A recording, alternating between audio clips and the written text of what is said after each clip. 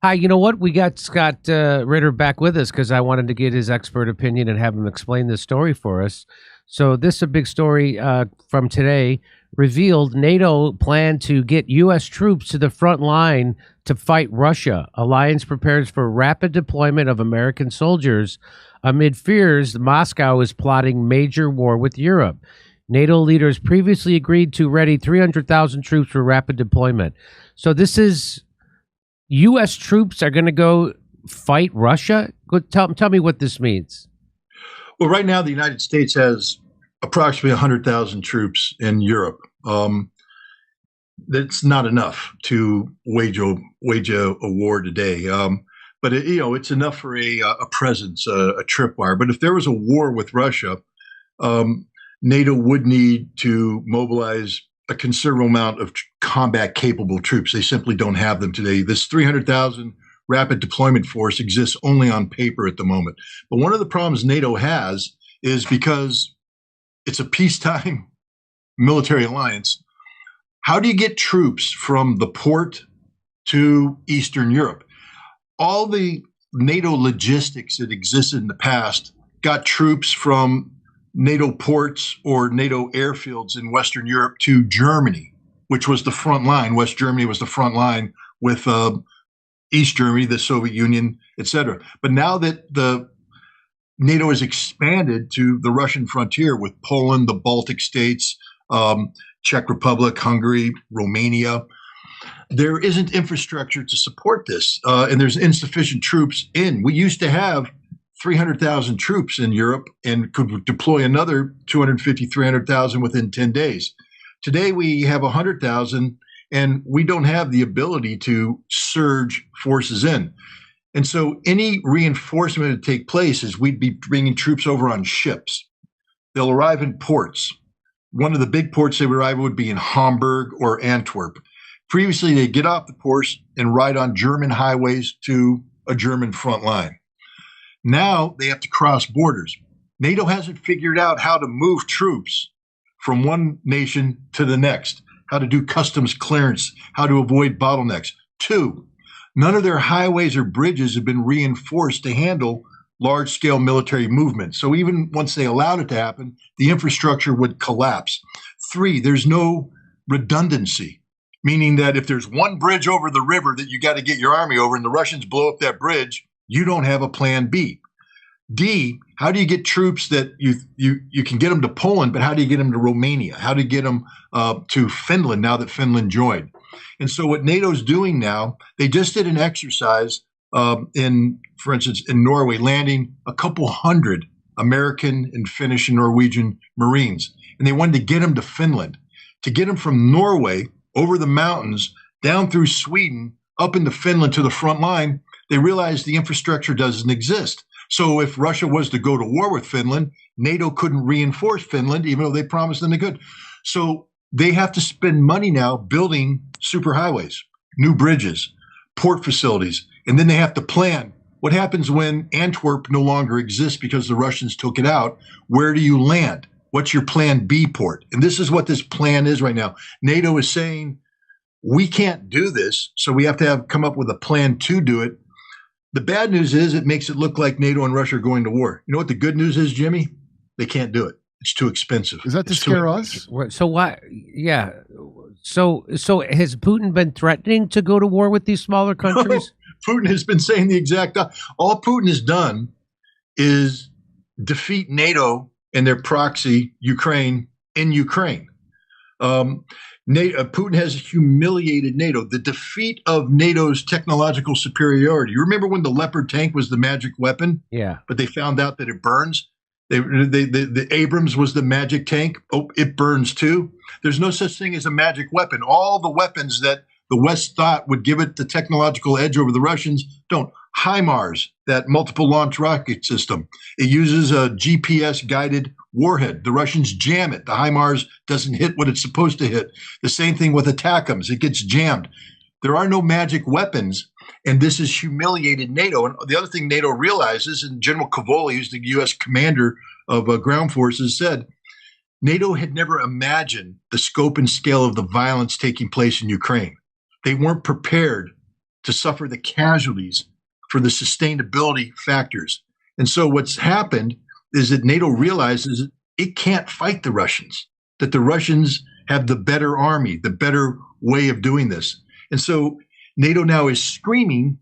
They have to turn to their taxpayers and say, you got to pump up hundreds of billions of dollars now to rebuild our military. And the taxpayers are saying, why? Why are we going to do that? Well, because the Russians are threatening to invade. The Russians aren't threatening to invade. All Russia's done is beat NATO in a war that NATO started. So why then would this? Why? So it says revealed. So that means that on purpose, NATO revealed this plan for us to be scared. And who's that? Is that for us to be scared? What's this for? Well, I think the reality is somebody in NATO went, this is insane, and they revealed it because remember, this is just paper. These are just words. Those 300,000 troops don't exist. They haven't recruited them yet. They haven't trained them yet. Germany, to give you an example, has said that they're going to expand this battalion they have, a couple hundred men in, I think, Lithuania, to a brigade of 4,000 men. Oh, they're supposed to make everybody scared on that. It may not happen because Germany has to first recruit the troops who agreed to be stationed overseas. They can't just take a brigade out of their army and station in Lithuania. The Constitution prohibits that. So they have to recruit 4,000 Germans who agree to be stationed overseas. And then they have to equip them, which means they have to build new tanks and armored vehicles, except they can't because America blew up the Nord Stream pipeline, which brought in the cheap gas, which allowed the steel plants to produce steel. Those steel plants had to shut down because they can't afford to produce steel. Germany can't make steel to make tanks. They can't make the tanks to make to build the battalions. This is all of NATO is a disaster like this. It's just a one big giant cluster, you know what. And so I think what happened here is somebody looked in there and said, we need to nip this madness in the bud. Let's reveal this plan so that Scott Ritter can mock it on Jimmy Dore's show and kill it. And so that's what this is? So this isn't anything to actually be afraid of? We can't do it. That's like me, Jimmy. That's like you saying, okay, Jimmy, tonight I'm announcing that I'm going to build a space rocket and I'm going to go to Mars. And you're like, oh my God, if Scott goes to Mars, that'll disrupt the universal balance. We're all Scott ain't going to Mars because Scott can't build a rocket. NATO can't do anything that's on that headline. They can't do any of that. So Biden recently gave the go-ahead for Ukraine to go ahead and attack targets inside Russia. Yeah. Is that actually a major escalation? And I saw Medvedev kind of hint that this could turn nuclear. Is that also something we should worry about? This is where I have to get really, really serious right now because I try to answer things. I mean, I answer it honestly, but like that headline's a joke. So I bring humor into it. You know, the Bulletin of American Atomic Scientists, they have a thing called the Doomsday Clock. And recently they set it at 90 seconds. They say we're 90 seconds until midnight. I'm here to tell you right now that if you were being honest about the Doomsday Clock, you would set it at 1 millisecond to midnight. And what I mean by that is, as you and I are speaking right now, this is the most dangerous situation the world has found itself in since the Cuban Missile Crisis. We are this close to a thermonuclear war. One miscalculation, one mistake. As we are talking, this miscalculation could occur. And the Russians will send nuclear weapons into Europe. We will retaliate, and the world will end within a span of an hour and a half. This is real. I hope everybody listening to me right now goes to bed and shakes and is scared, because you need to be scared. You need to start calling people in Washington, D.C. saying, what the hell are you thinking? Because the whole purpose of allowing the Ukrainians to do this is to bring harm to Russia in hopes that Russia will accept a peace plan coming out of a peace conference that's taking place in a week that isn't going to take place because nobody's going to attend because the Ukrainians are a joke. But we can't admit that. So we give the Ukrainians permission to do what the Ukrainians say they want to do, which is to bring harm to Russia, in Russia. if you go back, Jimmy, just to put this in perspective, go back to, you know who Ray McGovern is, Yes. the former CIA guy, great guy. Yes. In the buildup before this became a war between Russia and Ukraine, the Russians actually submitted a draft peace treaty to the United States and said this is how we could prevent a war, by talking about how to come up with equitable relationships. In the discussion that the Russians had with the United States, they said, what we really fear is that you're going to put missiles in Ukraine, and those missiles are going to strike our strategic facilities. Because you see, when the Soviet Union existed, Ukraine was part of the Soviet Union. Right. So all of the strategic things, the command centers, the missile silos and everything, were in the center of Russia, far away from NATO. It took NATO a long time to get there. But if Ukraine joins NATO and you put these American missiles up to the front line, they can now strike Russia's strategic command and control. And Russia said back then, before the war, if you put missiles in Ukraine, it will be a war. Jimmy, we put ATACMS missiles with a 300-kilometer range, a 300-mile range, 300-mile range in Ukraine, and the Ukrainians are using them to strike targets in Russia. Targets, the range arc includes command and control, radars, missile silos, nuclear storage facilities. Russia cannot allow this to happen. They can't. It's existential in nature. And if Ukraine makes a mistake right now as we talk, if Ukraine makes a mistake and fires a missile that hits a Russian command and control center, Russia will nuke Europe. Really? Right now, as we speak. Well, I mean, so doesn't Russia understand that that would also mean the nuclear annihilation of Russia? Vladimir Putin has addressed this. He said, we won't start the war. We have a nuclear doctrine that's quite clear. But if you hit us with nuclear weapons, or if you use conventional weapons that threaten our nuclear deterrence, we will respond. We understand that we will go to heaven as martyrs, but you'll go to hell as the people who started a nuclear war. That's the Russian approach. The other thing that Vladimir Putin has said, and I'm saying this because there's people out there who say, well, Russia's just bluffing. He has gone on national TV and spoken to the Russian people and said, there will be no phone calls. There will be no negotiations. All orders have been signed. All orders have been issued. When the time comes, it will happen instantaneously. Do you think Americans are just so used to living with nuclear weapons and they think that they'll never be used? No, I think what happened is, because we lived with nuclear weapons in the 50s, 60s, and 70s and early 80s, and we were scared to death. I can tell, I grew up there, Jimmy. I was scared. I lived in West Germany. I lived next to a nuclear weapons storage facility. My dad was a commissioned officer in the Air Force at a headquarters. On occasion, he would go into the bunker, which you go into the bunker when you're ready to go to war. He would call my mom and say, gather the kids, because this might be it tonight. The whole world might end. And we would be there because we lived next to the nuclear storage facility that would get hit with a nuclear weapon, and we would die. I played football when my dad was in the bunker. They had an Autobahn going by. And you know how when sunlight hits a rearview mirror, hits a windshield, every once in a while you get that flash? Yeah. I'm on the football field looking at flashes on the Autobahn thinking, oh, shit, oh, that's it. It's over. As a freaking high school kid, I was scared to death of nuclear weapons because they were an ever-present reality.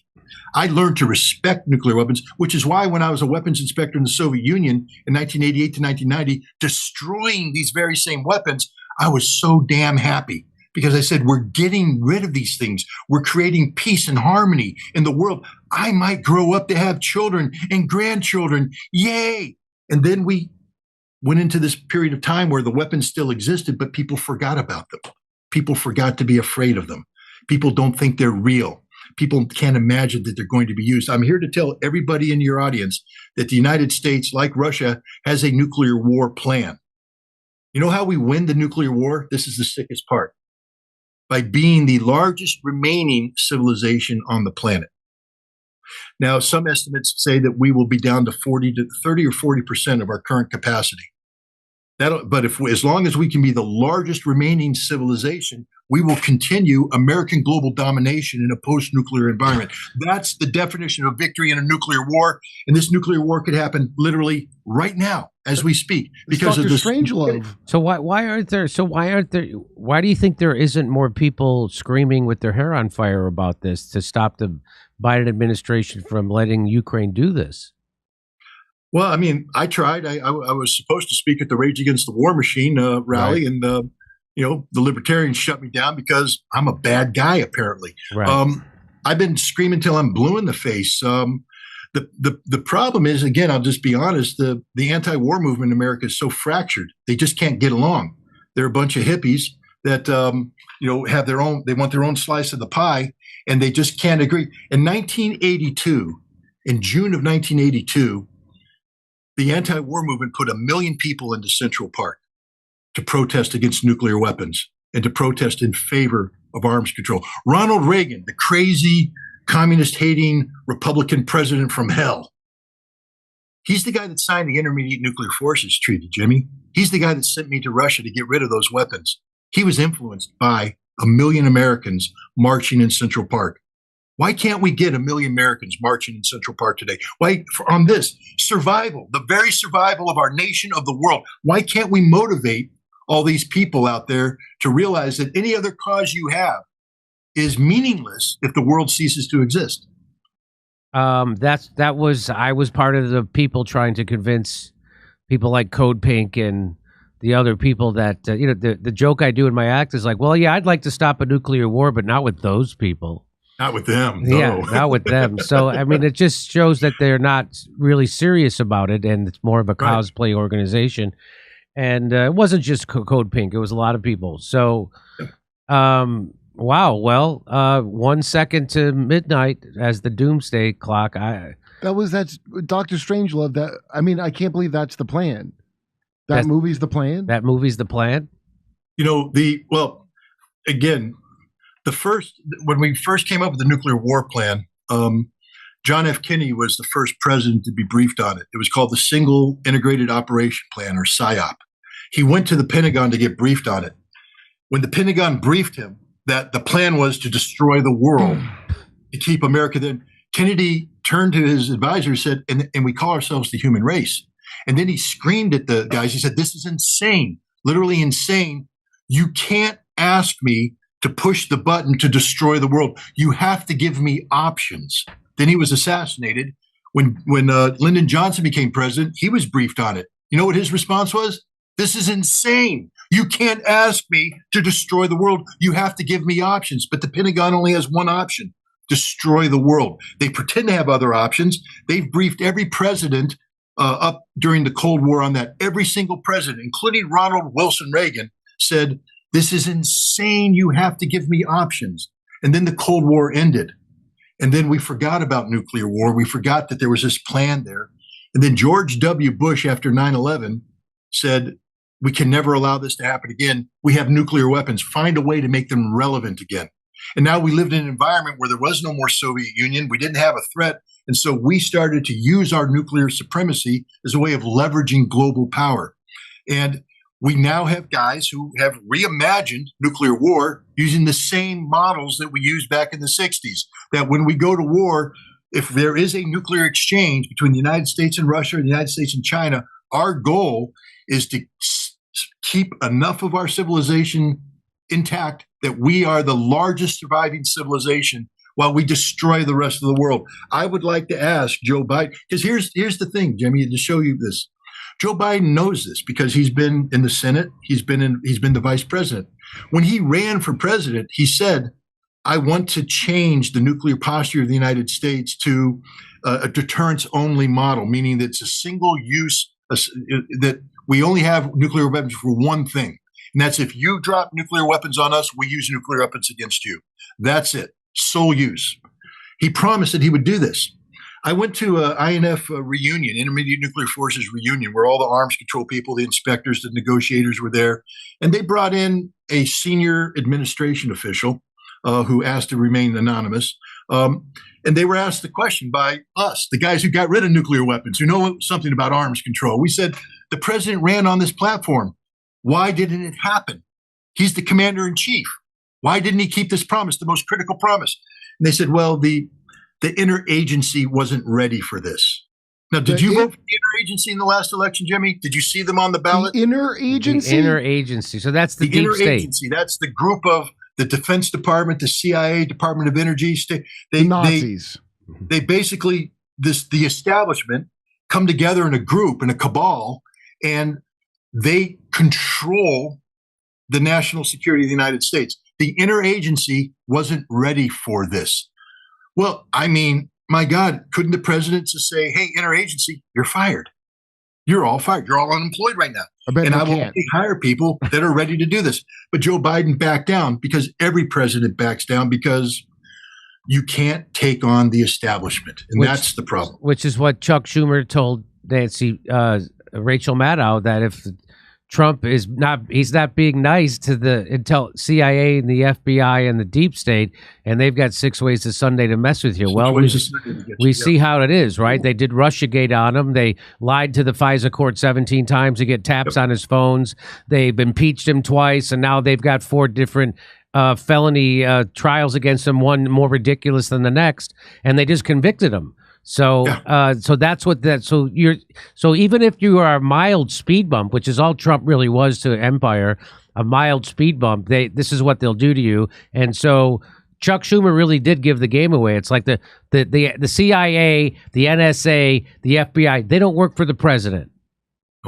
They don't. They work for themselves. They work for themselves and a handful of billionaires who actually run things. Probably trillionaires. Wait, Scott, well, is that continuance of government? Is that what you're talking about with the keeping the last civilization around? Like whenever the Edward Teller made the hydrogen bomb, they started having this whole thing of digging bases so that the powerful could be safe.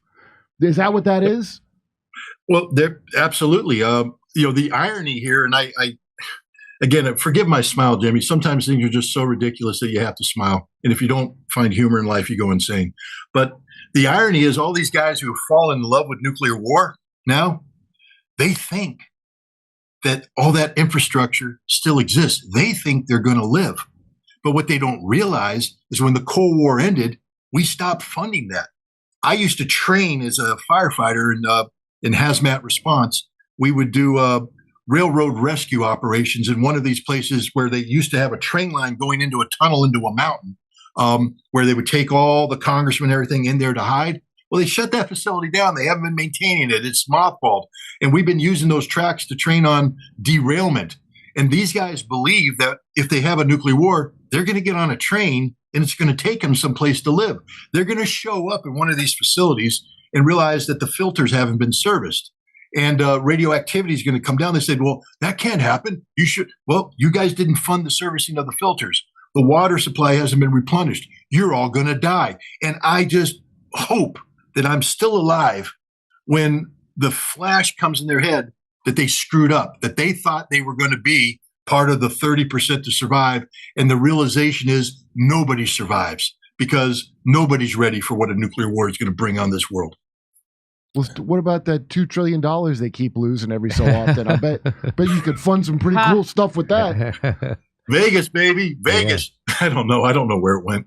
Okay. All right, Scott Ritter, I appreciate. Thanks for your insight into all this. That's chilling, actually. I appreciate it. Thank you. Thanks for having me. Okay.